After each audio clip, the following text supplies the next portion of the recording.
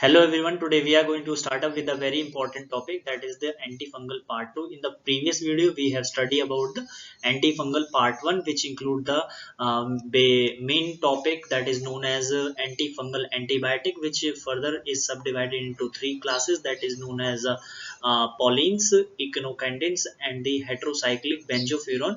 Paulines include the drug known as amphotericin, nystatin, hyamicin, and echinocandin includes the drug known as a mucocandin, caspofungin, and heterocyclic benzofuran include the graciofulvin. Today we are going to start up with the further classes of the antifungal agent. So let's begin with our topic.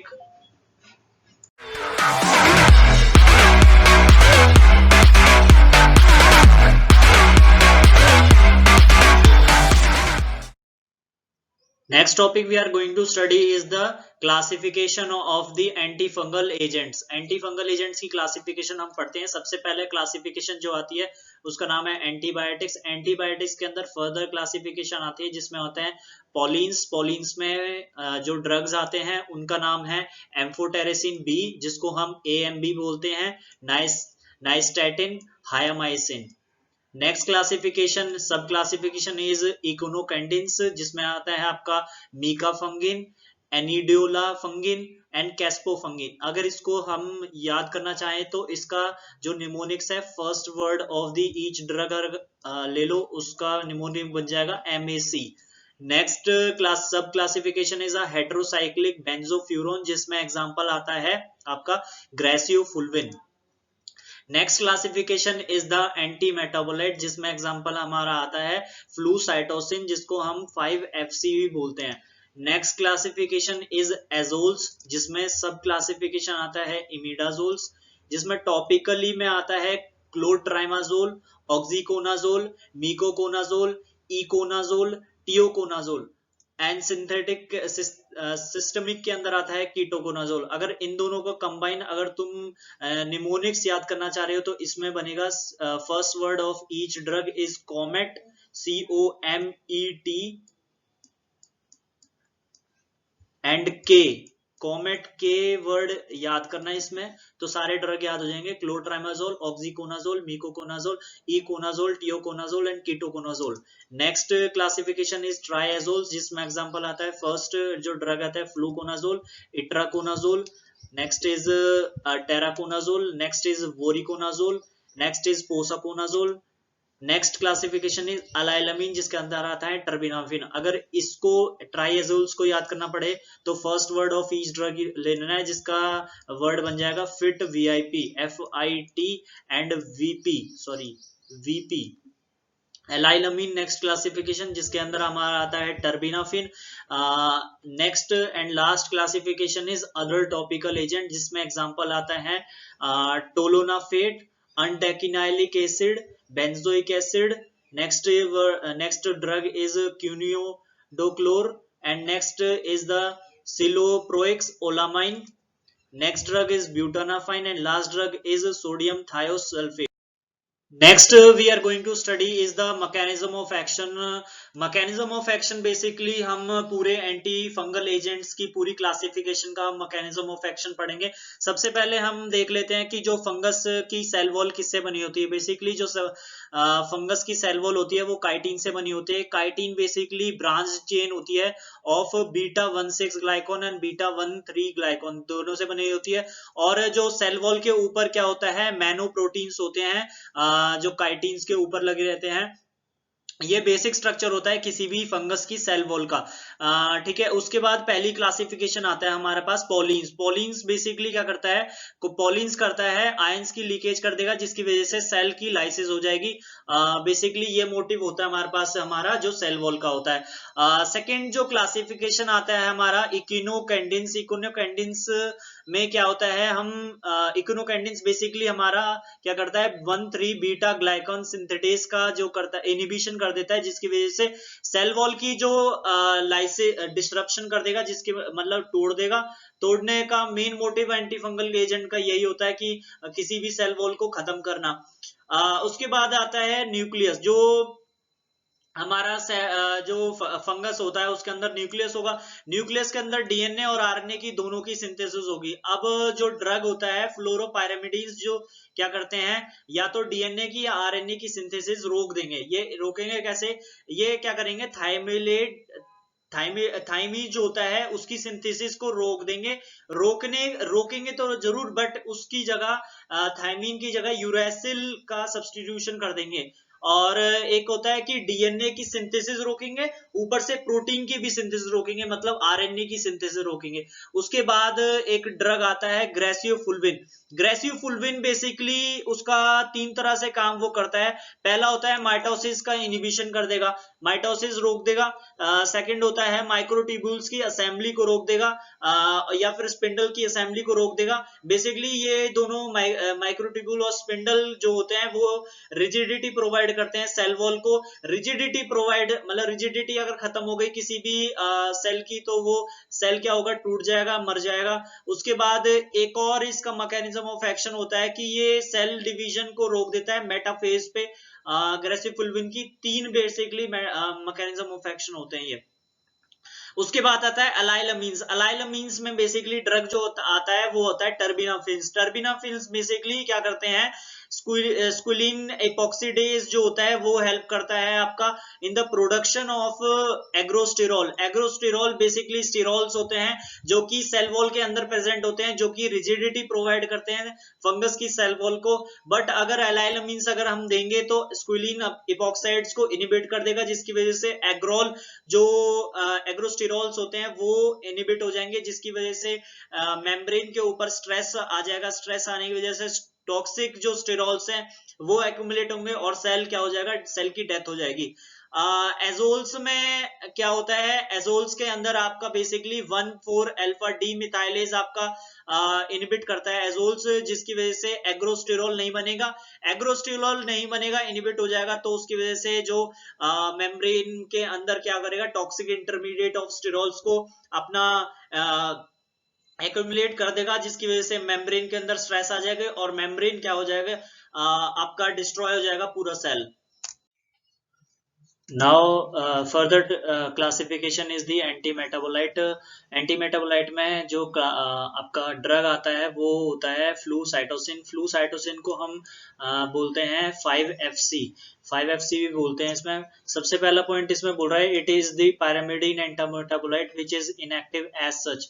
ये बोल रहा है कि जो anti metabolite होता है वो अपनी जो ओरिजिनल फॉर्म में होता है वो क्या होता है, इनएक्टिव फॉर्म में होता है।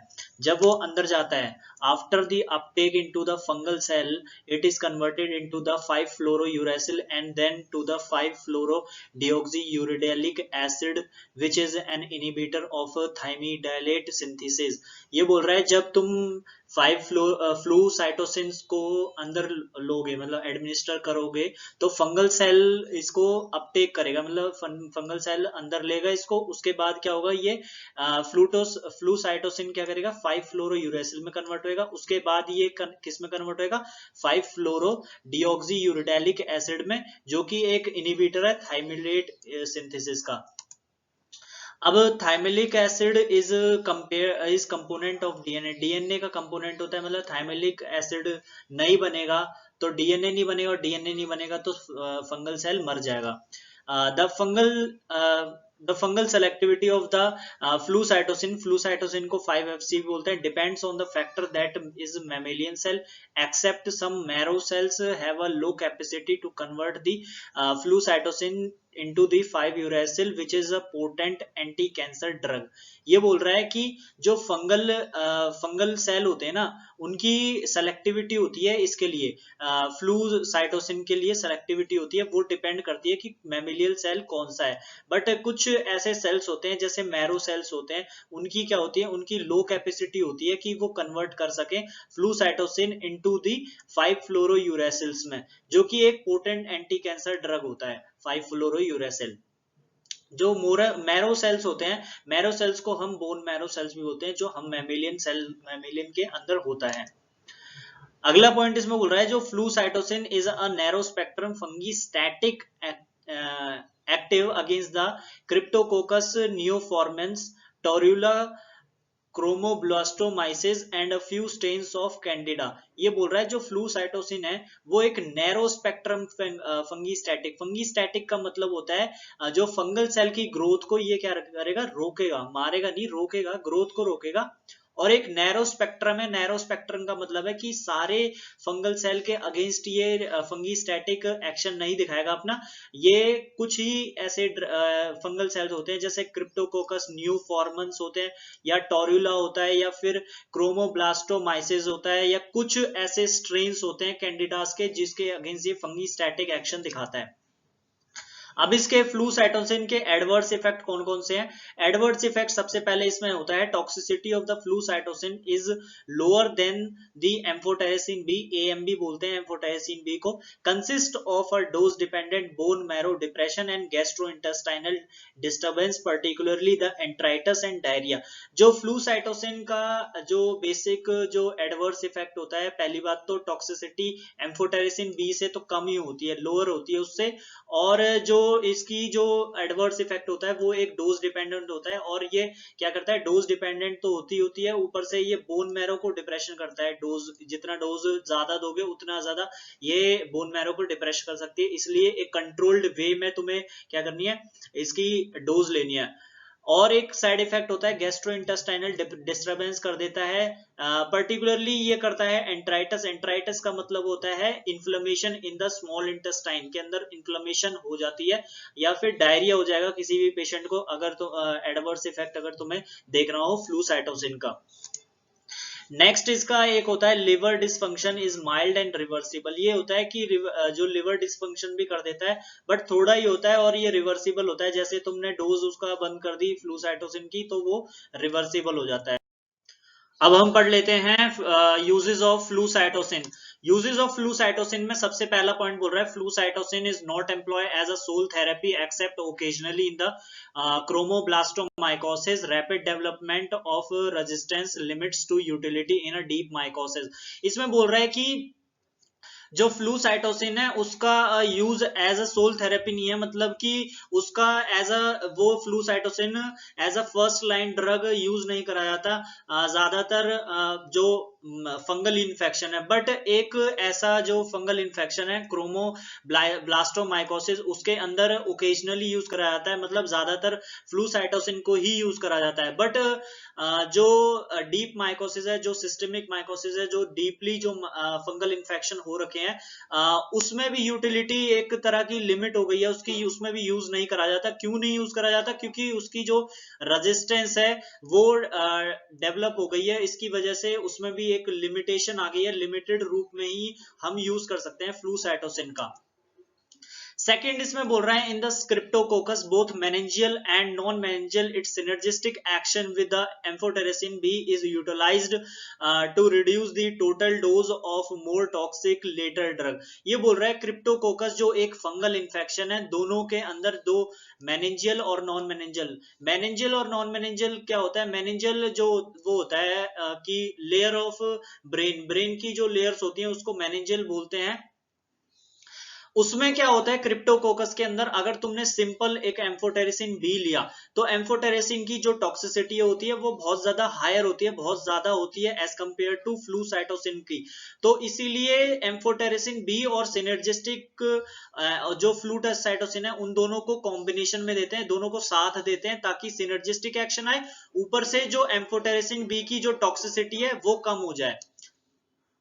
थर्ड जो यूज आता है वो होता है therapy with the flucytosine is generally limited to the first 2 week of amphotericin B regimen to avoid its bone marrow toxicity. अब ये बोल रहा है जब तुमने एम्फोटेरेसिन बी ले लिया, अब उसके 2 हफ्ते के अंदर अंदर, अगर तुमने आज लिया तो उसके 2 हफ्ते के अंदर अंदर तुम्हें फ्लूसाइटोसिन लेना पड़ेगा, ताकि अगर तुम्हें बोन मैरो टॉक्सिसिटी नहीं करवानी अपने अंदर या किसी भी पेशेंट को नहीं करवानी तो वो 2 हफ्ते के अंदर अंदर फ्लूसाइटोसिन लेना पड़ेगा उसे। अब हम नेक्स्ट क्लास पढ़ लेते हैं इमिडाजोल एंड ट्रायाजोल। इमिडाजोल और ट्रायाजोल जो होते हैं वो ज्यादातर most extensively anti fungal drug होते हैं। ये ऐसे ड्रग होते हैं जो भी अगर तुम किसी भी डॉक्टर से अपनी प्रिस्क्रिप्शन लिखवाओगे फंगस से इन्फेक्शन के लिए, या फिर किसी भी फार्मासिस्ट से अगर तुम ड्रग मांगोगे कोई भी फंगस इन्फेक्शन के लिए, तो वो इमिडाजोल से कोई भी ड्रग उठाएगा या फिर ट्रायाजोल से ड्रग उठाएगा। Second is 4 imidazoles are entirely topical, while the ketoconazole is the used both orally and topical. जो 4 imidazoles होते हैं वो ज्यादातर टॉपिकल होते हैं, बट कीटोकोनाजोल एक ऐसा ड्रग होता है जो ओरली भी यूज होता है और टॉपिकल भी यूज होता है। जो 4 इमिडाजोल्स होते हैं वो मैंने आपको क्लासिफिकेशन में बता दिया है, जिसमें आता है क्लोट्राइमाजोल, ऑक्सीकोनाजोल, ईकोनाजोल, टियोकोनाजोल।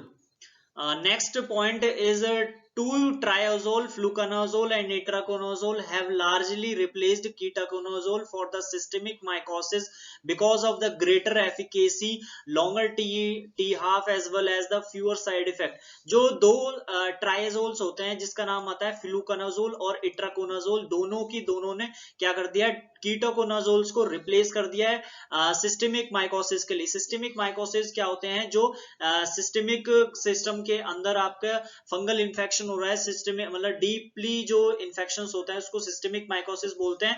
जिस क्यों रिप्लेस कर दिया गया, क्यों फ्लूकोनाजोल और इट्राकोनाजोल ज्यादातरली यूज होता है सिस्टेमिक माइकोसिस के एज कंपेयर टू कीटाकोनाजोल, क्योंकि उनकी एफिकेसी बहुत ज्यादा है। एफिकेसी का मतलब कि जो इट्राकोनाजोल और फ्लूकोनाजोल का अगर सेम डोज एज कीटाकोनाजोल अगर हम दें तो उसकी जो थेरेप्यूटिक इफेक्टिवनेस है या फार्माकोलॉजिकल एक्शन है वो ज्यादा होती है एज कंपेयर टू कीटाकोनाजोल। दूसरा इसका रीजन होता है कि जो टी हाफ है उसका जो वो ज्यादा ज्यादा होता है एज कंपेयर टू कीटाकोनाजोल, और जो साइड इफेक्ट होते हैं फ्लूकोनाजोल का और कीटाकोनाजोल के वो कम होते हैं as compare to ketoconazole. Next is imidazole and triazole have the broad spectrum antifungal activity covering the dermatophyte, candida, other fungi involving the deep mycosis except the mycure, nocardia and leishmania।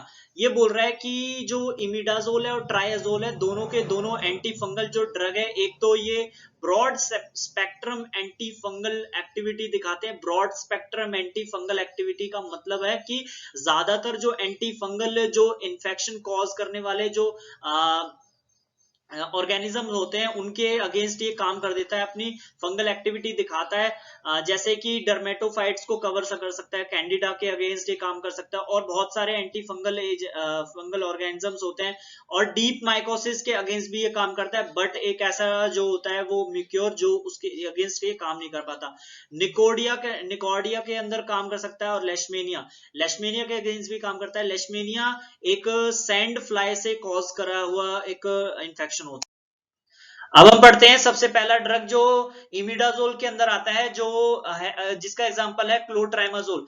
Clotrimazole में सबसे पहला point बोल रहा है, it is effective in the topical treatment in the tinea infection like the ringworm. 60 to 100% cure rates are reported with the 2 to 4 weeks application on the twice daily schedule. ये बोल रहा है कि जो क्लोट्राइमाजोल है वो एक टॉपिकल ली effective है और टीनिया इन्फेक्शन के लिए ज्यादा इफेक्टिव है। और टीनिया इन्फेक्शन में एग्जांपल दे रखा है आपका रिंगवॉर्म। अगर कोई भी पेशेंट को अगर रिंगवॉर्म है तो अगर वो क्लोट्राइमाजोल लगा रहा है तो वो 60 to 100% उसका इफेक्टिवनेस अपना दिखाएगा क्लोट्राइमाजोल। और इसकी एप्लीकेशन हम करते हैं, उसको लगाते हैं क्लोट्राइमाजोल को 2 से 4 हफ्ते तक, और दिन में 2 बार लगाना है इसको अगर किसी को भी रिंगवॉर्म है तो। Next point is athlete foods, automycosis and oral cutaneous vaginal candidates have responded to 80 to 100% cases। ये बोल रहा है कि एथलीट फूड्स जो होते हैं ये एथलीट फूड टीनिया पेडिस के वजह से होता है, ये बेसिकली एथलीट्स के अंदर होता है, इसीलिए इसका नाम एथलीट फुट बोला गया है। ऑटोमाइकोसिस का मतलब जो आउटर जो ईयर होता है उसके अंदर जो इन्फेक्शन कॉज हो जाता है उसको बोलते हैं ऑटोमाइकोसिस। ओरल या क्यूटेनियस या वेजाइना के अंदर, मुंह के अंदर, या क्यूटेनियस जो होता है वो लेयर ऑफ स्किन होती है उसके ऊपर, या फिर वेजाइना के अंदर अगर कैंडिडेस हो गया है, इन्फेक्शन हो गया है, तो उसमें क्या है, क्लोट्राइमाजोल 80% केसेस के अंदर इफेक्टिव होता है, मतलब काम कर जाएगा। उसके बाद जो पॉइंट आता है, it is particularly favoured for vaginitis because of the long lasting residual effect after once daily application. 7-day course is generally used. ये बोल रहा है जो क्लोट्राइमोजोल है वो ज्यादातर वेजिनाइटिस के अंदर यूज करा जाता है। वेजिनाइटिस का मतलब जो वेजाइना के अंदर जो इन्फेक्शन हो गया है वो यूज क्यों करा जाता है, क्योंकि जो क्लोट्राइमोजोल है वो एक तो लॉन्ग लास्टिंग अपना इफेक्ट दिखाता है, बहुत देर तक अपना इफेक्ट दिखाता है। अगर क्लोट्राइमोजोल की अगर वेजाइनल पैसरीज अगर तुमने डाली वेजाइना के अंदर, तो वो अपना इफेक्ट पूरे दिन इफेक्ट दिखाएगी। और इसका क्लोट्राइमाजोल का जो कोर्स चलता है वेजानाइटिस के अंदर, जो वेजाइना के इन्फेक्शन के अंदर, वो 7 दिन का कोर्स होता है। Next is for the oropharyngeal candidiasis, 10 mg troche of clotrimazole is allowed to dissolve in the mouth 3 to 4 times a day, or a lotion or gel is applied shrilled in the mouth for as long as possible। ये बोल रहा है कि ओरेंजोफेरेंजियल के अंदर मुंह के अंदर जो इन्फेक्शन होता है उसके अंदर हम 10 mg ट्रोक लेते हैं क्लोट्राइमाजोल का, जिसको हम मुंह के अंदर डिसॉल्व करते हैं। मतलब ट्रोक का मतलब क्या होता है, एक टाइप की टैबलेट होती है जिसको हम मुंह के अंदर रख लेते हैं, जो कि अपने आप खुद डिसॉल्व होती रहती है। अब ये जो 10 mg ट्रोक तुम अगर मुंह के अंदर जो इन्फेक्शन के लिए यूज कर रहे हो, वो दिन के अंदर 3 से 4 बार इसको यूज करना है। अगर ये काम ना है, कोई कोई पेशेंट लोशंस भी यूज करता है, लोशन भी यूज कर सकते हैं, जेल भी यूज कर सकते हैं। अब इस जेल या लोशंस को हमें श्रिल्ड करना है, मुंह के अंदर ही घुमाते रहना है। जितनी देर तुम ज्यादा देर इसको घुमाओगे उतना अच्छा है, उतना बेनिफिट ये देगा। उसके बाद है, it is also effective in the skin infection caused by the corny bacteria, but like most topical antifungal has poor efficacy in a tinea capitis, scalp and a tinea eugeneum nails। ये बोल रहा है कि जो clotrimazole है वो ज्यादा effective है स्किन इन्फेक्शन के लिए, जो कि कॉर्नी बैक्टीरिया के थ्रू जो कॉज करा गया है। ये ज्यादातर effective topically anti fungal infection के लिए होता है, बट टीनिया कैपिटिस जो स्कैल्प कॉज करता है उसके लिए ये इनकी पुअर एफिकेसी होती है। एफिकेसी का मतलब इनका ज्यादा इफेक्टिवनेस नहीं होता। और यूगेनियम जो कॉज करता है आपका नेल्स में इन्फेक्शन, उसके लिए भी ये काम नहीं करता। Next is clotrimazole is well tolerated by the most patient. ज्यादातर पेशेंट इसको टॉलरेट कर जाते हैं, बेनिफिट करता है ज्यादातर पेशेंट को clotrimazole. Next is local irritation with the stinking and burning sensation occur in some cases. ज्यादातर केसेस में ये क्या कर, जो कुछ केसेस में होता है कि लोकल इरिटेशन कर दे, स्टिंकिंग इफेक्ट दिखा दे, मतलब कोई ऐसा लगेगा कि पिन चुभा रहा है, या बर्निंग सेंसेशन ऐसे लगेगा कि जलन मच रही है उस एरिया में जहां पे तुमने क्लोट्राइमाजोल अप्लाई करा है। Next is no systemic toxicity is seen in the topical use. Topically अगर तुम क्लोट्राइमाजोल को यूज करोगे तो उसकी जो सिस्टमिक टॉक्सिसिटी है वो नेग्लिजिबल है, कोई भी एक ऐसे सिस्टमिक इफेक्ट नहीं दिखाएगा क्लोट्राइमाजोल। नेक्स्ट ड्रग हम पढ़ते हैं आपका कीटोकोनाजोल। कीटोकोनाजोल को हम KTZ भी बोलते हैं।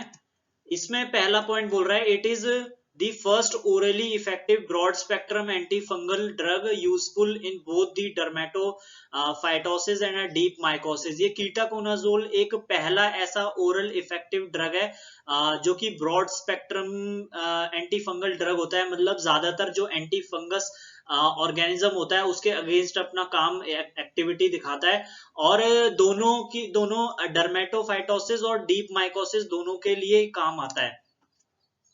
Ketoconazole, the oral absorption of ketoconazole is facilitated by the gastric acidity because it is more soluble at the lower pH. ये बोल रहा है कि जो कीटोकोनाजोल होता है उसकी जो सॉल्युबिलिटी होती है एक तो लोअर पीएच के पे होती है, तो ओरल एब्जॉर्प्शन उसकी बेटर होती है अगर तुम्हारे गैस्ट्रिक एसिडिटी है तो। सेकंड नेक्स्ट पॉइंट इसमें बोल रहा है कि hepatic metabolism is extensive, metabolites are excreted in the urine and faeces. जो हिपैटिक मेटाबॉलिज्म होता है इसका कीटोकोनाजोल का मतलब कि लीवर के अंदर जो मेटाबॉलिज्म होती है वो बहुत ज्यादा होती है और इसके मेटाबोलाइट्स जो होते हैं वो यूरिन के अंदर और फीकस के अंदर एक्सक्रीट होते हैं। Next is elimination of the ketoconazole is a dose dependent and T half is from 1.5 hours to 6 hours। जो elimination होता है कीटाकोनाजोल का, जो बाहर निकलने की एबिलिटी होती है वो डोज पे डिपेंड करती है कि क्या निकलेगा या नहीं निकलेगा। और जो टी हाफ होता है उसका वो होता है 1.5 से 1.5 घंटे से 6 घंटे तक। उसके बाद होता है penetration to the CSF is poor, therefore not effective in the fungal meningitis। जो meningitis के जो अंदर इंफेक्शन होता है फंगस की वजह से वो उसमें इफेक्टिव नहीं होता क्योंकि जो पेनिट्रेशन होती है इसका CSF के अंदर वो कम होती है।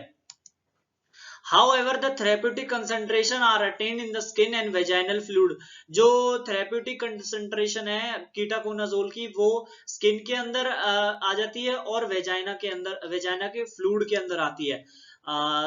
Next point is in spite of relative short T half, a single daily dose is satisfactory in the less severe case. Less severe case के अंदर भी ये सिंगल डोज ले सकते हो तुम।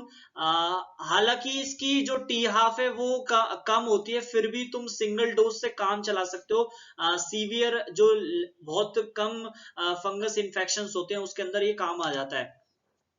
The usual dose of ketoconazole is 200 mg to OD and BD। OD का मतलब होता है दिन में एक बार, BD का मतलब दिन में 2 बार। अब इसको कीटाकोनाजोल को जो ओरल डोज हम लेते हैं उसका होता है 200 mg OD या BD। दिन में एक बार 200 mg ले सकते हैं या दिन में 2 बार 200 ले सकते हैं। Next we are going to start up with the adverse effect. Adverse effect क्या होते हैं इसके कीटाकोनाजोल के? एडवर्स इफेक्ट, सबसे पहला एडवर्स इफेक्ट होता है the most common side effects are nausea, vomiting and can be reduced by giving the drug with the meal. ये बोलता है ज्यादातर कॉमन जो एडवर्स इफेक्ट देखे जाते हैं वो होता है नोजिया या उल्टी आएंगी। ये दोनों जो एडवर्स इफेक्ट होता है ये कॉमनली होते हैं, बट इनको हम खत्म कर सकते हैं, रिड्यूस कर सकते हैं, कम कर सकते हैं अगर तुम कीटाकोनाजोल को मील के साथ लो, कोई भी खाने के साथ या फूड के साथ अगर तुम लो तो उसके ये एडवर्स इफेक्ट खत्म हो जाएंगे। Other side effects are loss of appetite, headache, paresthesia, rashes and hair loss. जो दूसरे जो इसके एडवर्स इफेक्ट होते हैं वो होते हैं एपिटाइट, मतलब भूख जो खत्म हो जाती है, इसमें एडवर्स इफेक्ट ये होता है। हेडेक होने लग जाता है। पैरेस्थीसिया होता है आपका कि कोई भी जो मसल्स हैं या नर्व्स हैं उसके ऊपर आपका प्रेशर, प्रेशर लगेगा, ऐसे लगेगा कोई पिन चुबा रहा है या फिर कोई प्रेशर कर रहा है, प्रेशर दे रहा है, तो उसका कीटाकोनाजोल का एक एडवर्स इफेक्ट ये होता है। रैशेस होने लग जाएंगे और हेयर लॉस भी हो सकता है कीटाकोनाजोल को यूज करने से। The most important drawback of ketoconazole is its hormonal effect. It decreases the androgen production from the testis and displaces the testosterone from the protein binding site. ये बोल रहा है कि ज्यादातर जो ज्यादा खतरनाक जो कीटाकोनाजोल का जो इफेक्ट होता है वो होता है हार्मोनल इफेक्ट। हार्मोनल इफेक्ट में ये क्या करता है, एंड्रोजन की प्रोडक्शन को वो उसको कम कर देता है टेस्टिस के अंदर से, और दूसरा ये टेस्टोस्टेरोन को हटा देता है प्रोटीन बाइंडिंग साइट से, जिसकी वजह से आपका जो टेस्टोस्टेरोन की जो प्रोडक्शन है वो बॉडी के अंदर सिस्टेमिकली बहुत ज्यादा आपकी फ्लो होने लग जाएगी। जिसकी वजह से गायनेकोमेस्टिया हो सकता है। गायनेकोमेस्टिया होता है मेल्स के अंदर जो मेमोरी ग्लैंड है वो ग्रोथ करने लग जाएंगे। लॉस ऑफ हेयर हो सकता है या लिबिडो हो सकता है। लॉस ऑफ हेयर मतलब बाल उड़ने लग जाएंगे, लिबिडो मतलब सेक्स करने की जो एबिलिटी है वो खत्म हो जाएगी। ओलिगोजूस्पर्मिया, ओलिगोजूस्पर्मिया होता है किसी भी मेल के अंदर अगर स्पर्म की जो काउंट है वो कम हो जाए, उसको बोलते हैं ओलिगोस्पर्मिया। वो भी हो सकते हैं अगर तुम कीटाकोनाजोल को कुछ हफ्तों के लिए यूज कर दो तो। और जो एडवर्स इफेक्ट होते हैं वो मेंस्ट्रुअल इरेगुलरिटी होती है कुछ वुमेन्स के अंदर, ये देखी जाती है due to the suppression of the estradiol synthesis. Estradiol synthesis, estradiol जो होता है वो वुमेन के अंदर एक हार्मोन होता है, उसकी सिंथेसिस अगर सप्रेस हो गई तो उसके वजह से मेंस्ट्रुअल जो इरेगुलरिटीज होने लग जाएगी। मेंस्ट्रुअल जो साइकिल है वो कभी एक इक्वल इंटरवल टाइम पे नहीं होगी, वो कभी ज्यादा होने लग जाएगी कभी कम होने लग जाएगी। Next point, it is contradicted in the pregnant women and nursing women. ये कीटाकोनाजोल जो होता है वो एक प्रेग्नेंट वुमेन के अंदर नहीं दी जा सकती, प्रेग्नेंट वुमेन को, और नर्सिंग वुमेन को भी नहीं दे सकती। नर्सिंग वुमेन वो वुमेन होती है जो वुमेन जो अपने फीटस को या अपनी बेबी को नर्स कर रही है या फिर अपने बेबी को मिल्क पिला रही है, लैक्टेशन वुमेन बोल सकते हैं उसको। अब कीटाकोनाजोल का है ना कुछ इंटरेक्शन भी होते हैं। इंटरेक्शन जैसे कि H2 ब्लॉकर के साथ या प्रोटोन पंप इनहिबिटर्स के साथ या फिर एंटासिड के साथ ये ओरल एब्जॉर्प्शन डिक्रीज कर देते हैं। ये H2 blocker, proton pump inhibitors और एंटासिड ये क्या करते हैं, ओरल एब्जॉर्प्शन डिक्रीज कर देते हैं ketoconazole by decreasing the gastric acidity. अब ये क्या है, H2 blocker, proton pump inhibitors और एंटासिड्स क्या करते हैं, आपके स्टमक के अंदर क्या है, गैस्ट्रिक एसिडिटी को कम कर देंगे। एसिडिटी कम हो जाएगी तो कीटाकोनाजोल की एब्जॉर्प्शन कम हो जाएगी। मैंने ऊपर भी बताया आपको कि जो कीटाकोनाजोल है उसकी सॉल्युबिलिटी कैसे बढ़ती है, सॉल्युबिलिटी जितना ज्यादा एसिड होगा उतनी ज्यादा सॉल्युबिलिटी कीटाकोनाजोल की होती है। नेक्स्ट इंटरेक्शन इज रेफाम्सिन, फिनोबार्बिटोन और कार्बामिजापिन और फेनिटोइन। ये सारे क्या करते हैं, इसके मेटाबॉलिज्म को इंड्यूस कर देते हैं, कीटाकोनाजोल के मेटाबॉलिज्म को इंड्यूस कर देते हैं, जिसकी वजह से इसका थेरेप्यूटिक एफिकेसी ये दिखा नहीं पाता, मतलब अपना फार्माकोलॉजिकल एक्शन ये दिखा नहीं पाता, क्योंकि मेटाबॉलिज्म आपका बढ़ जाएगा। कीटाकोनाजोल वो टूटने लग जाएगा। तो कीटाकोनाजोल ये एक इंटरेक्शन देखी जाती है। इसका मतलब है कि कीटाकोनाजोल इनके साथ नहीं ले सकते, जैसे रिफाम्सिन होता है, फिनोबार्बिटोन होता है, सीबीजेड होता है, फेनिटोइन होता है, इनके साथ नहीं ले सकते हम। अब हम पढ़ लेते हैं इसके यूजेस कीटाकोनाजोल के। सबसे पहला यूज जो होता है, orally administered ketoconazole is effective in the dermatophytosis because it is concentrated in the stratum corneum. Stratum corneum एक outer most layer of the skin होती है। ये ओरली एडमिनिस्टर अगर तुम कीटाकोनाजोल को दोगे तो ये डर्मेटोफाइटिस के अंदर इफेक्टिव होता है, क्योंकि जो इसका कंसंट्रेशन है वो ज्यादातर कॉन्सेंट्रेट हो जाता है स्ट्रेटम कॉर्नियम में। और डर्मेटोफाइटिस, डर्मा मतलब कि डर्मिस के अंदर जो इन्फेक्शन हुआ है ड्यू टू फंगस, उसको बोलते हैं डर्मेटोफाइटोसिस। ठीक है। उसके बाद जो होता है यूज एज अ लोशन और shampoo, ketoconazole is quite effective in the सेरोबिया of a scalp and dandruff. सेरोबिया होता है एक जो सर के अंदर, हेड के अंदर जो इन्फेक्शन होता है ड्यू टू स्कैल्प हो सकता है या डेंड्रफ हो सकता है, उसमें कीटाकोनाजोल ज्यादातर इफेक्टिव होता है। हम कीटाकोनाजोल उसमें क्या, डेंड्रफ में लोशन भी यूज कर सकते हैं, उसमें शैम्पू भी यूज कर सकते हैं कीटाकोनाजोल का। सिस्टेमिक माइकोसिस के अंदर यूज कर सकते हैं, जो फंगल इन्फेक्शन जो सिस्टेमिकली हो रखे हैं उनके अंदर हम यूज कर सकते हैं कीटाकोनाजोल को। नेक्स्ट इसमें जो यूज आता है ketoconazole occasionally used in the dermal leishmaniasis and कालाजार।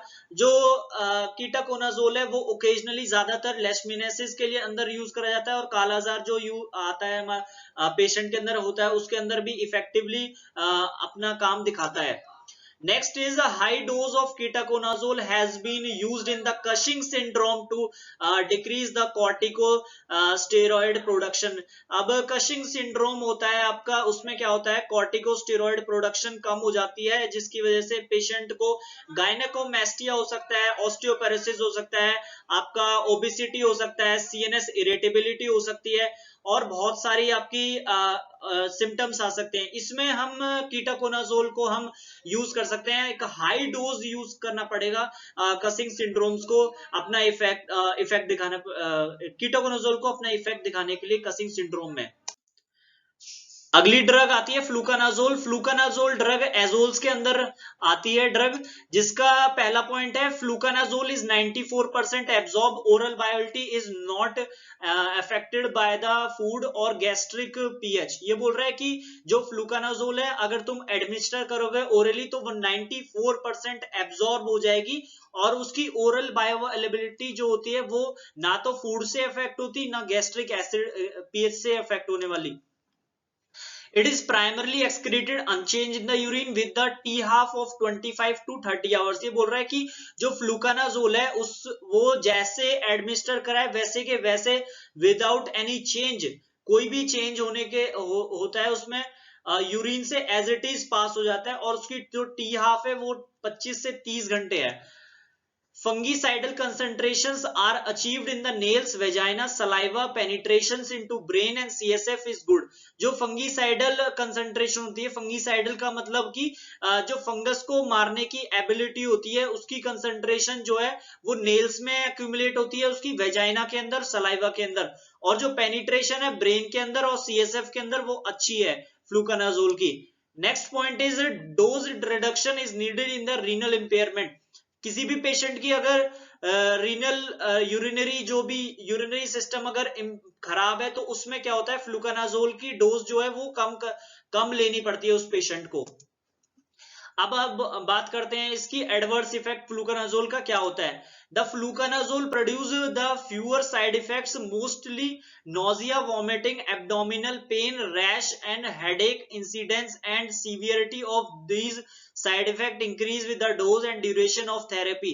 ये बोल रहा है कि फ्लूकानाजोल जो एडवर्स इफेक्ट दिखाता है वो बहुत कम होते हैं, जो मोस्टली साइड इफेक्ट होते हैं वो होता है nausea, vomiting, abdominal pen, rashes cause कर देता है, सर में दर्द को होने लग जाता है। और इनकी जो ये जो एडवर्स इफेक्ट ये कॉज कर रहे हैं जैसे nausea, vomiting, abdominal pen, rashes और हेडेक, इनकी ये सारे सिम्टम्स इंक्रीज हो जाते हैं अगर तुम डोज इंक्रीज कर दो, ड्यूरेशन ऑफ थेरेपी इंक्रीज कर दो इसकी। तो Next is selectivity of the fungal cytochrome P450 is higher.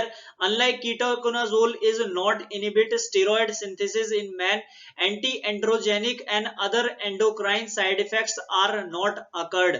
जो फंगल साइटोक्रोम P450 होती है उसकी सेलेक्टिविटी बहुत ज्यादा हाई होती है फ्लूकानाजोल के लिए, और जो कीटाकोनाजोल होता है वो क्या करता है स्टेरॉइड्स की इनहिबिशन कर देता है, मतलब कि एंटी एंड्रोजेनिक इफेक्ट दिखाता है, बट कि जो फ्लूकानाजोल है वो ऐसा कोई इफेक्ट नहीं दिखाता, ना एंडोक्राइन कोई साइड इफेक्ट दिखाता। Next adverse effect is elevation of the hepatic transaminase has been noted in AIDS patient। AIDS patient के अंदर क्या होता है जब वो फ्लूकानाजोल लेता है तो उसमें ऐसा देखा जाता है कि हिपैटिक ट्रांसअमीनेज की जो लेवल है वो बढ़ जाती है। हिपैटिक ट्रांसअमीनेज का जो काम होता है वो काम होता है कि जो लिवर के अंदर वो पता लगाता है कोई इन्फेक्शन तो नहीं है। अगर उसका एलिवेशन हो गया मतलब वो बढ़ गया, उसका काउंट बढ़ गया या उसका अमाउंट बढ़ गया तो उसमें क्या करेगा वो हेपेटिक में और ज्यादा इन्फेक्शन कॉज कर देगा। Next is it is not recommended in the pregnant women and lactating women. जो प्रेग्नेंट लेडीज है या वुमेन है उसके अंदर ये फ्लूकानाजोल नहीं लिया जाता है, और जो लैक्टेटिंग वुमेन जो अपने बेबी को मिल्क पिला रही है तो उसमें भी फ्लूकानाजोल हम रिकमेंड नहीं करते कि उसमें नहीं दी जाती है ये। Next we are going to study is the uses. अभी हम यूज पढ़ लेते हैं फ्लूकानाजोल के क्या क्या यूज होते हैं। सबसे पहला जो यूज होता है fluconazole can be administered orally as well as IV in the severe infection. Severe infections में हम फ्लूकानाजोल को ओरली भी यूज कर सकते हैं और इंट्रावेनसली भी यूज कर सकते हैं। A single 150 mg oral dose can be cure a vaginal candidiasis। ये बोल रहा है कि अगर तुम किसी भी पेशेंट को अगर वेजाइनल कैंडिडियस वेजाइना के अंदर अगर इन्फेक्शन हुआ है तो उसको क्या करना है फ्लूकानाजोल को 150 mg ओरल टैबलेट दे देनी है, उसमें क्या है वो वेजाइना इन्फेक्शन ठीक हो जाएगा। थर्ड इसमें यूज आता है आपका ओरल फ्लूकानाजोल 100 mg पर day for 2 weeks is highly effective in oropharyngeal candidiasis, जो ओरल में माउथ के अंदर जो इन्फेक्शन होता है कैंडिडिस की वजह से, ओरोफेरेंजियल कैंडिडिस, उसमें फ्लूकानाजोल हम यूज करते हैं 100 mg एक दिन के लिए, और 2 हफ्ते के लिए हमारी ये ट्रीटमेंट चलती है ओरल फेरेंजियल कैंडिडिस के लिए।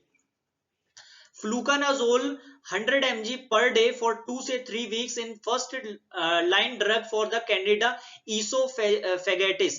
esophagitis होता है इन्फ्लेमेशन इन द esophagus, जो कॉज होता है कैंडिडा की वजह से।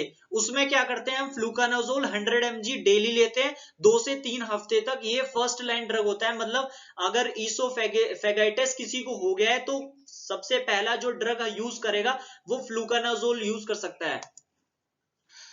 नेक्स्ट इसमें यूज आता है most tinea infections and cutaneous candidiasis can be treated with 100 mg weekly fluconazole for 4 weeks. ज्यादातर जो टीनिया इन्फेक्शन होते हैं या क्यूटेनियस कैंडिडियस होते हैं वो 150 mg वीकली फ्लूकानाजोल 4 हफ्ते के लिए यूज कर सकता है कोई भी पेशेंट अगर उसको ये इन्फेक्शन हुआ है तो। Next is for the disseminated candidiasis, cryptococcal, coccidial meningitis and other systemic fungal infections, the dose is 200 to 400 mg per day for 4 से 12 weeks or longer। ये बोल रहा है जो डेसिमिनेटेड कैंडिडिस है, मतलब कि अगर किसी भी पेशेंट को फंगल इन्फेक्शन हुआ है ड्यू टू कैंडिडिस हुआ है और वो पूरे ऑर्गन्स में फैल गया है, या फिर क्रिप्टोकोकल कोई भी इन्फेक्शन हुआ है, या कोकाइडल इन्फेक्शन हुआ है मेनिंजाइटिस के अंदर, या फिर कोई भी सिस्टेमिक इन्फेक्शन हुआ है, तो उसमें जो डोज लेनी है वो फ्लूकानाजोल की डोज होगी 200 से 400 mg डेली लेनी है, और 4 से 12 हफ्ते तक ये चलेगा ट्रीटमेंट, और उससे ज्यादा भी चल सकता है। Next, it is preferred for the drug for the fungal meningitis because of the good CSF penetration। फ्लूकानाजोल की जो CSF penetration होती है वो अच्छी होती है, इसीलिए हम फंगल meningitis के अंदर इसको ड्रग को फ्लूकानाजोल को यूज करते हैं। Next is long term oral fluconazole maintenance therapy after the initial treatment with IV fluconazole या फिर AMB amphotericin B is used in AIDS patient with fungal meningitis। अगर किसी भी एड्स के पेशेंट को अगर फंगल मेनिंजाइटिस, अगर ब्रेन के अंदर मेनिंजाइटिस के अंदर अगर इन्फेक्शन है तो उसमें क्या है, सबसे पहले अगर हम IV फ्लूकानाजोल देंगे या फिर IV एम्फोटेरेसिन भी देंगे, उसके बाद उस फ्लूकानाजोल का ओरल थेरेपी ट्रीटमेंट चलेगा बहुत ज्यादा लंबे टाइम तक, ताकि उसको फर्दर फंगल इन्फेक्शन ना हो। Next we are going to start up with the next class is the allylamine. Allylamine में जो आपका ड्रग आता है वो होता है terbinafine. Terbinafine first point, this is the orally and topically active drug against dermatophyte and Candida, belongs to the new allylamine class of antifungal. Terbinafine जो होता है एक new class of antifungal drug होता है। ये ओरली या topically effective होता है डर्मेटोफाइट्स के अगेंस्ट और कैंडिडा के अगेंस्ट। नेक्स्ट इसमें पॉइंट बोल रहा है, in the contrast to azole which are primarily the fungistatic, terbinafine is the fungicidal. ये बोल रहा है कि एजोल तो होते थे आपके फंगीस्टैटिक, बट जो टर्बिनाफिन्स हैं वो फंगीसाइडल है, मतलब फंगस के सेल्स को मार देंगे, बट एजोल क्या है, उनकी ग्रोथ को रोकते हैं। Next point is approximately 75% of oral terbinafine is absorbed but only 5% or less from unbroken skin। ये बोल रहा है ज्यादातर जो टर्बिनाफिन होता है वो 75% ओरली एब्जॉर्ब होते हैं, बट सिर्फ 5% ऐसा टर्बिनाफिन होता है जो स्किन से एब्जॉर्ब होता है। Next point is first pass metabolism reduce the oral bioavailability less than 50%। जो ये इसकी जो टर्बिनाफिन की है वो फर्स्ट पास मेटाबॉलिज्म ये जाता है, जिसकी वजह से जो ओरल बायोअवेलेबिलिटी है उसकी 50% से भी कम रह जाती है। Next point, it is widely distributed in the tissue, strongly plasma protein bound and has high affinity for keratin, therefore it is concentrated in sebum, stratum corneum of the skin and to nails plates। ये बोल रहा है कि ये बहुत ज्यादा अगर तुम टर्बिनाफिन को एडमिनिस्टर करोगे बॉडी के अंदर, ये क्या करता है अच्छी तरह डिस्ट्रीब्यूट हो जाता है पूरे टिश्यूज के अंदर, और ये प्लाज्मा प्रोटीन से हाईली बाउंड होता है। मतलब अगर तुम टर्बिनाफिन को ओरली एडमिनिस्टर करोगे तो प्लाज्मा प्रोटीन से अच्छी तरह बाइंड करेगा, फर्मली बाइंड करेगा, और इसकी एफिनिटी जो होती है वो केराटिन के लिए होता है। केराटिन एक प्रोटीन होता है जो कि नेल्स, हेयर्स में प्रेजेंट होता है, इसीलिए ये क्या करता है सीबम के अंदर कॉन्सेंट्रेट करता है। सीबम क्या होता है, ईयर के अंदर जो वैक्स प्रेजेंट होता है उसको सीबम बोलते हैं, और स्ट्रेटम कॉर्नियम के अंदर भी प्रेजेंट होता है ये टर्बिनाफिन, कंसंट्रेट हो जाता है। स्ट्रेटम कॉर्नियम एक आउटर मोस्ट लेयर है स्किन की, नेल्स के अंदर भी ये आपका कॉन्सेंट्रेट हो जाता है। उसके बाद आता है inactivation occurs by metabolism and it is excreted mainly in urine but only 20% in the faeces as well. ये बोल रहा है जो टर्बिनाफिन की इनएक्टिवेशन होता है वो मेटाबॉलिज्म की वजह से होता है। मेटाबॉलिज्म होने के बाद ये क्या करता है यूरिन से एक्सक्रीट हो जाता है, बाहर निकल जाता है, बट 20% इसमें से जो भी टर्बिनाफिन तुमने दिया है उसका 20% एक्सक्रीट होएगा, बाहर निकलेगा फीकस के through. Next point is elimination T half after single dose is 11 to 16 hours but prolonged to 10 days after repeated dosing। ये बोल रहा है कि जो T half है, जो एलिमिनेशन इसका होता है सिंगल डोज के बाद, वो होता है 11 से 16 घंटे तक। अगर ये ज्यादा 11 से 16 घंटे से ज्यादा भी हो सकता है, 10 दिन तक हो सकता है, बट अगर तुम रिपीटेड डोज टर्बिनाफिन की दे रहे हो, बार बार दे रहे हो, बार बार दे रहे हो, तो वो 10 दिन तक अपनी बॉडी में आपका एक्यूमुलेट हो सकता है, सबमिट हो सकता है और जमा हो सकता है। उसके बाद side effects are gastric upset, rashes, taste disturbance. जो एलाइलामीन के जो साइड इफेक्ट होते हैं वो होता है गैस्ट्रिक अपसेट, मतलब नोजिया होने लग जाएगा, वॉमिटिंग होने लग जाएगी, कॉन्स्टिपेशन होने लग जाएगा, रैशेस हो जाते हैं, और टेस्ट डिस्टर्बेंस हो जाती है, मतलब जो टेस्ट में वो बदलाव आ जाएगा।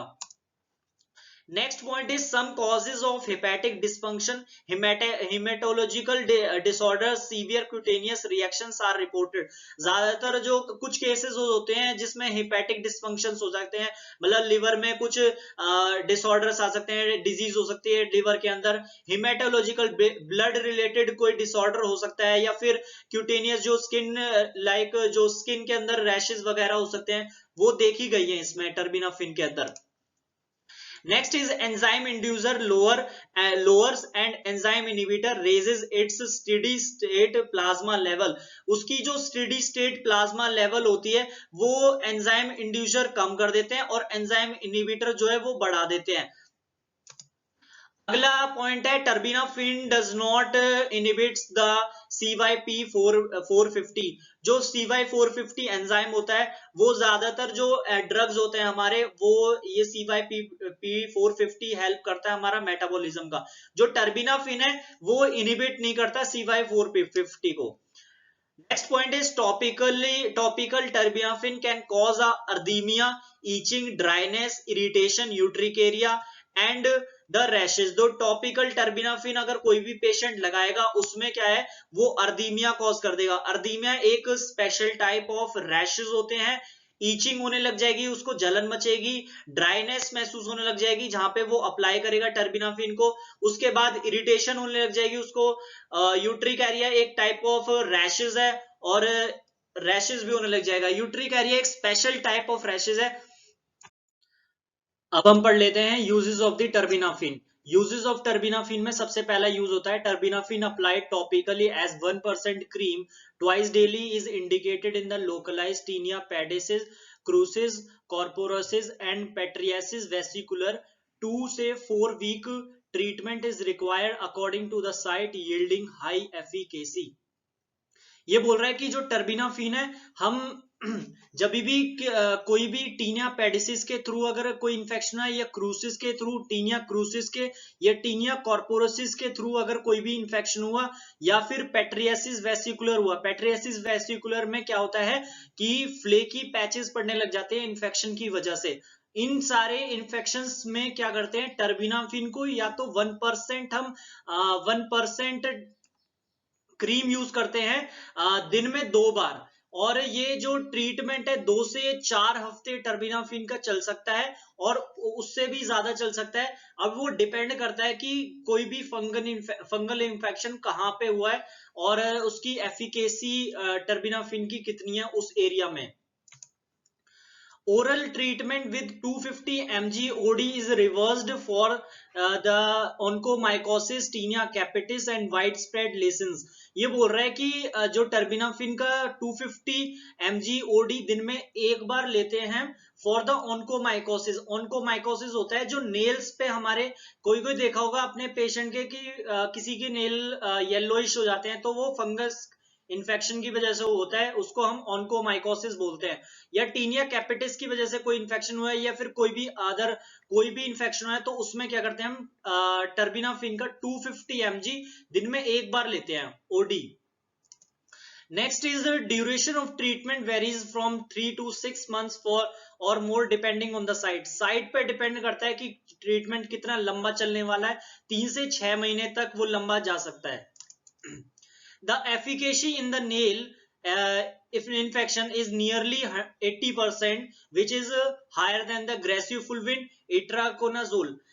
जो नेल्स में इन्फेक्शन होता है किसी भी पेशेंट के अंदर, उस जो टर्बिनाफिन होता है उसकी एफिकेसी हमारी 80% होता है, जो कि ग्रेसियोफुल्विन और इट्राकोनाजोल दोनों से बहुत ज्यादा है।